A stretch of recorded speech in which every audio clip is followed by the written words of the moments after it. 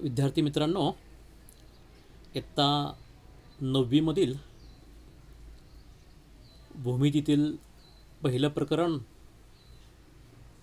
भूमितीतील मूलभूत संबोध हे आहे. आपण इयत्ता 8वीमध्ये पण काही प्रकरणं ही भूमितीची अभ्यासलेली आहेत. आत्ता इयत्ता 9वीच्या पहिल्याच प्रकरणामध्ये अजून काही मूलभूत संबोध आहेत, त्याची आपण उजळणी करणार आहोत. तर या प्रकरणातील पहिला जो मुद्दा आहे तो म्हणजे बिंदूचे निर्देशक व अंतर. मग बिंदूचे निर्देशक व अंतर हे समजून घेण्यासाठी प्रथम आपणास एक संख्या रेषा समजून घ्यावी लागणार आहे. त्यासाठी आपण या ठिकाणी एक संख्या रेषा काढली आहे. आपण इयत्ता 8वीमध्ये पण संख्या रेषेचा आपण अभ्यास केलेला आहे. आपण एक रेषा काढली आणि एक या ठिकाणी ओ बिंदू की ज्याच्याशी निगडीत 0 आहे आणि मग शून्याच्या उजवीकडे आपण विशिष्ट अंतरावरती बिंदू घेतलेले आहेत. म्हणजे 1 2 3 4 5 6 आणि शून्याच्या डावीकडे एकक अंतरावरती आपण अंक घेतलेत. परंतु संख्या रेषा पाहत असताना आपल्या लक्षात येईल शून्याच्या उजवीकडे आपण धनसंख्या घेतलेल्या आहेत आणि शून्याच्या डावीकडे आपण ऋण 1 ऋण 2 ऋण 3 ऋण 4 अशा प्रकारच्या संख्या घेतलेल्या आहेत. म्हणजे संख्या रेषा काढताना शून्याच्या उजवीकडे आपण धनसंख्या दाखवतो आणि शून्याच्या डावीकडे आपण ऋणसंख्या दाखवतो. यानंतर आता इथे आपण प्रत्येक बिंदूशी एक कोणती संख्या ही निगडीत असते. उदाहरणार्थ किंवा प्रत्येक संख्येशी कोणता ना कोणता हा बिंदू निगडीत असतो. 1 हा बिंदू घेतला आपण, एक ही आपण संख्या घेतली, ह्या संख्येशी डी हा बिंदू निगडीत आहे. किंवा उलटही आपल्याला म्हणता येतं की बिंदू डी सी 1 ही संख्या निगडीत आहे. किंवा इथे बिंदू ई सी 3 ही संख्या निगडीत आहे. किंवा इथं बी हा बिंदू आहे, ह्या बी बिंदूशी ऋण 3 ही संख्या निगडीत आहे. किंवा इथं ए बिंदू दिसतो आहे, त्या बिंदूशी निगडीत ऋण 5 ही संख्या आहे. म्हणजे लक्षात काय येतं आहे, संख्या रेषेवर जे विविध प्रकारचे भिन्न बिंदू आहेत त्या भिन्न बिंदूशी निगडीत एक विशिष्ट संख्या असते आणि तिलाच आपण त्या बिंदूचे निर्देशक असं म्हणतो. म्हणजे लक्षात येतं आहे का, निर्देशक कशाला म्हणायचं? बिंदूशी निगडीत असलेल्या संख्येला त्या बिंदूचा निर्देशक असं म्हणतात. ठीक आहे. म्हणजे समजा मी इथं एखादा बिंदू घेतला, समजा इथं एस, तर एसशी निगडीत काय झाली संख्या 5, म्हणून एस बिंदूचा निर्देशक झाला 5. अजून एक संख्या रेषेचं वैशिष्ट्य आहे, आपण शून्याच्या उजवीकडे संख्या लिहित जातो, धनसंख्या लिहित जातो. त्याच्यामध्ये एक वैशिष्ट्य आपल्या लक्षात येतं की शून्याच्या उजवीकडील संख्या ही आधीच्या संख्येपेक्षा मोठी असते. म्हणजे 1 ही शून्यापेक्षा मोठी आहे, 2 ही तिच्या आधीच्यापेक्षा म्हणजे 1 पेक्षा मोठी आहे. म्हणजे उजवीकडील कुठली पण उजवी घ्या 4च्या उजवीकडे 5 आहे, म्हणजे 5 ही 4 पेक्षा मोठी आहे. तसंच आपण जर डावीकडचा विचार केला तर तुमच्या लक्षात काय येतंय बघा बरं, कोणती संख्या मोठी येईल? तर अगदी उलट आपल्या लक्षात येईल. 0 आणि ऋण 1 म्हणजे इथं डावीकडे काय आहे ऋण 1, उजवीकडे काय आहे 0, इकडं शून्य हा ऋण 1 पेक्षा मोठा आहे. ऋण 1 हा ऋण 2 पेक्षा मोठा आहे. ऋण 2 हा ऋण 3 पेक्षा मोठा आहे. म्हणजे इकडचा उजवीकडचा मोठा येतो. इथे सर्वांच्या लक्षामध्ये असं आपण संख्या रेषेची साधारणपणे मूलभूत माहिती आपण घेतली. शून्याच्या उजवीकडे आपण धनसंख्या दाखवतो. शून्याच्या डावीकडे ऋणसंख्या आपण दाखवतो. निर्देशक कशाला म्हणायचं आहे? बिंदूशी निगडीत संख्येला निर्देशक असं आपण म्हणतो.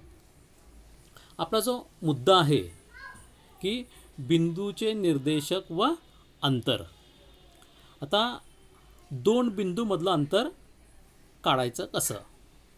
तर ढोबळ ह्याच्या दोन पद्धती आपल्याला पटकन लक्षात येतात की एकके मोजून आणि निर्देशकांचा उपयोग करून. एकक मोजून म्हणजे काय? निरीक्षणानं आपण अंतर मोजू शकतो. उदाहरणार्थ बिंदू DE मधलं आपल्याला अंतर पाहिजे. तर बघा बरं, DEचा विचार करा. DE किती एककामध्ये आहेत? इथून इथपर्यंत 1 एकक आणि इथून इथपर्यंत 1 एकक, म्हणजे 1 आणि 2, म्हणजे 2 अंतर आहे. DE मधलं अंतर किती झालं? 2. किंवा दुसरा विचार करा, A आणि C मधलं अंतर किती आहे? किती एकक झाले? A आणि C मध्ये 1, 2, 3, म्हणजे AC मधलं अंतर किती झालं? 3. आणि एक गोष्ट नेहमी लक्षात ठेवा की अंतर हे कधीही ऋण नसतं. दोन भिन्न बिंदूमधलं अंतर कधीही ऋण नसतं. म्हणजे थोडक्यात काय? ते नेहमी धनच येतं. फक्त इथं हे ऋणचिन्ह दाखवलं आहे ते शून्याच्या डावीकडचे अंक आहेत म्हणून. ठीक आहे.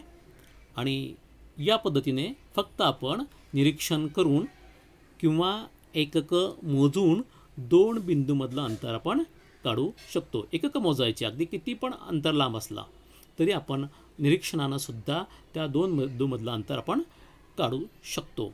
आणि दुसरा मुद्दा आहे निर्देशकांचा उपयोग करून. आता निर्देशकाचा उपयोग करून अंतर कसं काढायचं? बऱ्याचदा परीक्षेमध्ये आपल्याला निर्देशकांचा उपयोग करून अंतर काढायला प्रश्न विचारला जातो. आपण निर्देशक कशाला म्हणतात यापूर्वी मी सांगितलं आहे, तरी पण पुन्हा एकदा सांगतो. बघा, इथं A बिंदू आहे. A बिंदूशी निगडीत संख्या कोणती आहे? ऋण 5. म्हणून Aचा निर्देशक काय झाला? ऋण 5. इथं Dशी निगडीत संख्या कोणती आहे? 1. म्हणून Dचा निर्देशक काय झाला? 1. इथं हा O बिंदू आहे. O बिंदूशी निगडीत कोणती संख्या आहे? 0. म्हणून O बिंदूचा निर्देशक काय झाला? 0. म्हणजे लक्षात आले का सगळ्यांना की निर्देशक कशाला म्हणायचं आहे? त्या बिंदूशी निगडीत असलेल्या संख्येला आपण निर्देशक असं म्हणतो. आता आपण एक उदाहरण घेऊया म्हणजे आपल्या लक्षात येईल. समजा आपण एक पहिलं उदाहरण घेऊ. आपल्याला बिंदू D व बिंदू E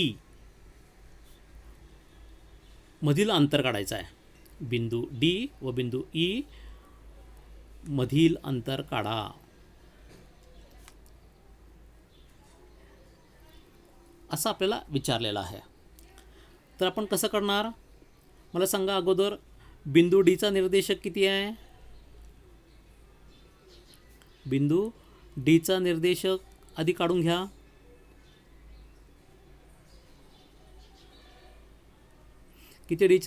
बिंदू Dचा निर्देशक किती दिसतो तुम्हाला? 1. नंतर आपल्याला E विचारला आहे म्हणून आपण अजून काय करूया? आपण बिंदू E चा निर्देशक, बिंदू E चा निर्देशक किती आहे? 3. म्हणजे आपण काय केलं, ज्या बिंदूमधलं अंतर विचारलेलं आहे त्या बिंदूंचे निर्देशक आपण काढून घेतले. आता बिंदू डी व बिंदू ई मधील अंतर काढण्यासाठी त्यांचे निर्देशक काढले आपण. आणि 1 आणि 3, 1 आणि 3 मध्ये मोठा कोण आहे? 3 हा 1 पेक्षा मोठा आहे, बरोबर आहे. 3 हा 1 पेक्षा मोठा आहे. मग काय करणार आपण? मोठ्या निर्देशकातून लहान निर्देशक वजा करणार. म्हणजे मी आता डिस्टन्स ऑफ डी ई, म्हणजे थोडक्यात मी बिंदू डी व बिंदू ई मधील अंतर हे चिन्हात कसं लिहायचं? डिस्टन्स ऑफ डी ई बरोबर काय, मी काय सांगितलं अंतर काढताना? मोठ्या निर्देशकातून लहान निर्देशक वजा करायचा. म्हणजे 3 मधून 1 वजा करायचा. म्हणजे ते किती आलं? 3तून 1 गेला, आपल्या सर्वांना माहिती आहे 2. म्हणजे डिस्टन्स ऑफ डी ई किती आलं? 2 आलं. म्हणजेच बिंदू डी व बिंदू ई मधील अंतर हे 2 झालं.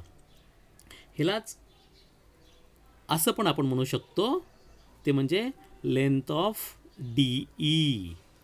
लिहिण्याच्या प्रकारामध्ये आपण फरक करू शकतो. ते पण अंतर किती आहे? 2. म्हणजे शब्दामध्ये आपण कसं म्हणणार? बिंदू डी व बिंदू ई मधील अंतर 2 आहे, किंवा डिस्टन्स ऑफ डी ई 2 आहे, किंवा लेंथ ऑफ डी ई 2 आहे. म्हणजे डिस्टन्स ऑफ डी ई असं आपण म्हणू शकतो, किंवा लेंथ ऑफ डी ई असं पण आपण म्हणू शकतो. म्हणजे 2 बिंदूमधील अंतर काढण्यासाठी आपल्याला त्या बिंदूचे निर्देशक काय आहेत हे आपणास अगोदर पाहावं लागेल, आणि त्यानंतर मोठ्या निर्देशकातून लहान निर्देशक वजा करावं लागेल. मग आपल्याला त्या बिंदूमधलं अंतर मिळतं. आपण एक दुसरं उदाहरण पाहूया. दुसरे बिंदू घेऊया आपण आणि मग दुसरं उदाहरण बघू आपण. उदाहरणार्थ आपण बघूया की बिंदू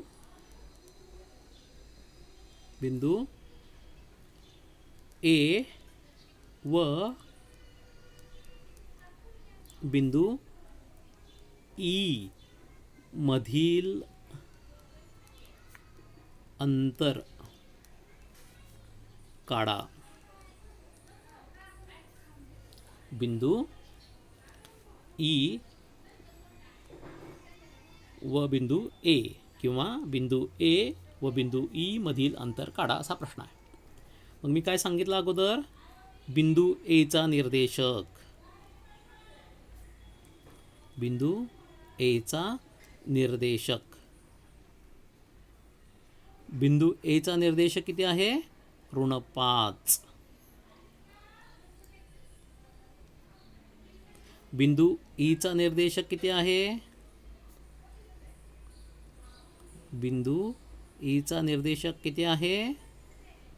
तो किती आहे? 3. म्हणजे आपण काय काढले अगोदर? पहिला आपण बिंदू एचा निर्देशक -5 आणि बिंदू ईचा निर्देशक किती झाला? 3. आता निर्देशक काढल्यानंतर पुन्हा निरीक्षण काय करायचं आहे? काय ठरवायचं आहे? कोण मोठा, कोणत्या बिंदूचा निर्देशक मोठा. मग -5 आणि 3 मध्ये कोण मोठा आहे? कोण? 3 मोठा आहे -5.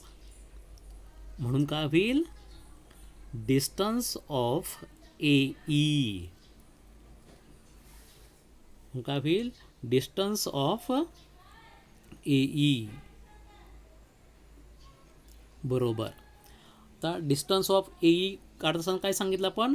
मोठ्या निर्देशकातून लहान निर्देशक वजा करायचा. म्हणजे 3 वजा कंसात -5.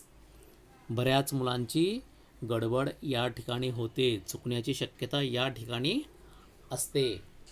कारण मोठ्या निर्देशकातून वजा करायचा आहे म्हणून 3 ऋण वजा करायचं असल्यामुळं ऋणचिन्ह घेतलं आपण. आणि काय वजा करायचं आहे? ऋण 5 वजा करायचं आहे म्हणून त्याला काय केलं आपण? कंसामध्ये टाकलं ऋण 5. येते का सर्वांच्या लक्षामध्ये? चला पुढे जाऊया आपण. आता 3ला 3 आपण घेतलं. आता इथं कंसाच्या बाहेर ऋणचिन्ह आहे आणि कंसामध्ये पण ऋणचिन्ह आहे. मग यापूर्वी आपण अभ्यासलं आहे ऋण गुणिले ऋण, किंवा किती होईल मग? ऋण गुणिले ऋण किंवा मायनस गुणिले मायनस, त्याला आपण काय तो धन. हे सर्वांना माहीत आहे. चिन्हांचा गुणाकार आपण यापूर्वी अभ्यासला आहे, किंवा आत्ता लक्षात ठेवा ऋण गुणिले ऋण काय येतं? धन येतं. आणि मग हे 5. बघा ही पायरी कळली का? बघा सगळ्यांना. 3 वजा कंसात ऋण 5 म्हणजेच ते काय झालं? 3 अधिक 5. आणि मग हे दोघं पण धन आहेत. 3 पण धन आहे, 5 पण धन आहे, म्हणून 3 आणि 5 किती झाले? 8. ह्याचा अर्थ काय झाला मग? डिस्टन्स ऑफ ए ई हा किती झाला? 8. किंवा बिंदू ए व बिंदू ई मधील अंतर किती झालं? 8. अशा पद्धतीने आपण 2 बिंदूमधलं अंतर काढू शकतो. अजून एखादं उदाहरण घेऊयात का?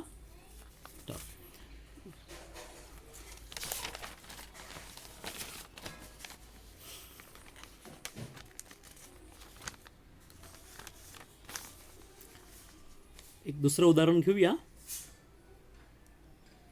उदाहरण क्रमांक 3. बिंदू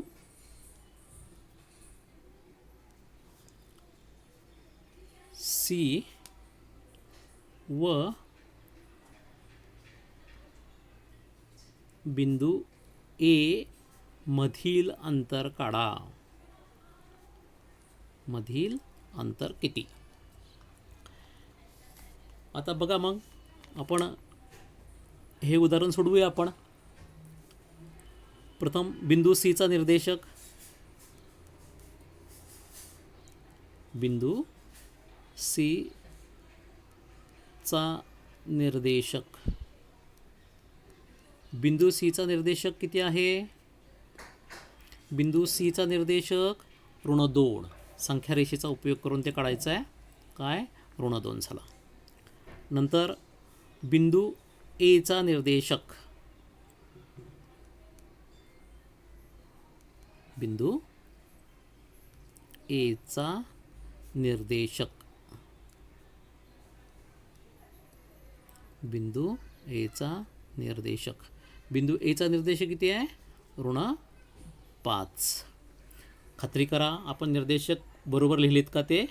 बिंदू सीचा निर्देशक. बिंदू सीचा निर्देशक ऋण 2. आणि परत काय? ए. बिंदू एचा निर्देशक ऋण 5. इथं आपलं संख्या रेषेचं काम संपतं. आता मग पुढचं गणित आपल्याला करायचं आहे. काय करायचं सांगितलं होतं की आता आपल्याला ठरवावं लागेल कोण मोठं? ऋण 2 मोठे की ऋण 5 मोठे? कोण सांगता येईल का? तर या ठिकाणी ऋण 2 मोठा आहे ऋण 5 पेक्षा. बरोबर आहे. आपण जर 5 आणि 2 याचा विचार केला तर मोठा कोण आहे? 5. 5 हा 2 पेक्षा मोठा आहे. पण तेच जर ऋण 2 किंवा ऋण 5 आणि ऋण 2 याच्यामध्ये कोण मोठा म्हटलं तर उलटं होतं नेहमी. म्हणजे काय? ऋण 2 मोठा आहे ऋण 5 पेक्षा. आपल्याला मुद्दाम म्हणून मी उदाहरणात वेगवेगळ्या चिन्हांची घेतो आहे. 3 उदाहरणं आपण वेगवेगळ्या प्रकारची घेतलेली आहेत, जेणेकरून तुम्हाला सोडवताना शंका राहणार नाही. चला म्हणजे हे नक्की झालं आपलं. ऋण 2 आणि ऋण 5 मध्ये कोण मोठा आहे? ऋण 2 मोठा आहे ऋण 5. चला म्हणून बिंदू किंवा आपण असं डायरेक्ट लिहूया. म्हणून डिस्टन्स ऑफ सी ए मग काय म्हणून डिस्टन्स ऑफ सी ए म्हणजे बिंदू सी व ए मधील अंतर, डिस्टन्स ऑफ सी ए. काय होईल, मोठ्या निर्देशकातून लहान निर्देशक वजा करायचा, म्हणजेच काय -2 वजा करायचं म्हणून हे ऋणचिन्ह येते का सगळ्यांच्या लक्षामध्ये, हे चिन्ह कुठून आले, आणि कंसात -5 किंवा -5. ही पायरी पुन्हा एकदा सांगतो की मुलांची येथे गडबड होते. हे ऋणचिन्ह का आलं, हा कंस का केला, हे आपल्याला कळायला पाहिजे. मोठी संख्या -2 होती म्हणून -2 घेतले, वजा करायचं आहे म्हणून ऋण घेतलं आणि मग कंसामध्ये -5 लिहिला. ह्या बरोबरच्या खाली बरोबर चिन्ह घ्या, -2ला -2 आणि आता इथं कंसाच्या बाहेर ऋण आहे, ह्या ऋणचिन्हाने कंसात जी संख्या आहे तिला गुणायचं आहे. मग ऋण गुणिले ऋण धन, धन 5. आता पुन्हा याची बेरीज करायची आपल्याला, -2 आणि +5 काय बेरीज येईल. अशा वेळेस काय करतो आपण, इथं ऋण आहे धन आहे म्हणजे भिन्न चिन्ह आहेत, वेगवेगळी चिन्ह आहेत. मग बेरीज करताना आपण काय करतो, मोठ्या संख्येतून लहान संख्या वजा करतो. 5तनं 2 गल्ला खाली किती राहिले 3 आणि मग 3ला मोठ्या संख्येचं चिन्ह देतो, म्हणजे 5ला अधिक चिन्ह होतं, आपण अधिक चिन्ह दिलेलं आहे. म्हणजे काय झालं, बिंदू सी व बिंदू ए मधील अंतर किती झालं 3. येते सर्वांच्या लक्षामध्ये. हेच आपण निरीक्षणानं पण म्हणजेच एकक मोजून पण काढू शकलो असतो. पुन्हा मी संख्या रेषा तुम्हाला इथं दाखवतोय. बिंदू सी आणि ए बघा कुठं आहेत, बिंदू सी इथं आहे, ए इथं आहे. जर आपण मग एकक मोजली तर 1 2 3 म्हणजे अंतर किती आलेलं आहे 3. आणि आपण एकक मोजून पण अंतर काढलं आणि निर्देशकांचा उपयोग करून निर्देशकाचा उपयोग करून पण आपण किती अंतर काढलं 3 हे अंतर काढलेलं आहे. अशा पद्धतीने आपण काय करायचं आहे की संख्या रेषेचा उपयोग करून निर्देशक अभ्यासायचे आहेत, निर्देशक ओळखायचे आहेत आणि मग कोणत्याही 2 बिंदूमधलं अंतर हे काढायचं आहे. मग आपण लक्षात काय ठेवायचं आहे, या ठिकाणी आपण लक्षात काय ठेवायचं आहे, 2 बिंदूमधील अंतर काढण्यासाठी मोठ्या निर्देशकातून लहान निर्देशक वजा करायचा. आणि अजून दुसरं काय लक्षात ठेवायचं आहे, अंतर 2 भिन्न बिंदूमधलं अंतर नेहमी धन संख्या असते. म्हणजे किंवा ह्याला असं पण म्हणता येईल ऋणोत्तर, ऋण सोडून, म्हणजे 2 बिंदूमधलं अंतर हे शून्य पण येऊ शकतं. कधी येऊ शकतं, एकाच बिंदूची भिन्न नावं आहेत अशा वेळेस पण अंतर हे 0 येऊ शकतं. कधी येऊ शकतं, एकाच बिंदूची भिन्न नावं असतील तर त्यातलं अंतर हे 0 येऊ शकतं. म्हणजेच अंतर 2 बिंदूमधलं अंतर नेहमी ऋणोत्तर वास्तव संख्या असते असं पण म्हणायचं आहे. येथे सर्वांच्या लक्षामध्ये. आपण आज मुद्दा काय शिकलो आपण आज, बिंदूचे निर्देशक व अंतर. त्यासाठी आपल्याला संख्या रेषा नीट समजून घ्यावं लागेल. संख्या रेषेवरचे बिंदू आणि त्यांचे निर्देशक हे समजून घ्यावे लागतील. आणि अंतर काढताना मोठ्या निर्देशकातून लहान निर्देशक वजा करावं लागेल, तेव्हा आपल्याला 2 बिंदूमधलं अंतर हे काढता येईल. मग या गुणधर्माचा उपयोग करून पुढचा जो आपल्याला अभ्यास दिलेला आहे तो म्हणजे सराव संच 1.1. सराव संच 1.1 मधील उदाहरण आपल्याला सोडवता येतील. आपण तो सोडवण्यासाठी प्रयत्न करायचा आहे.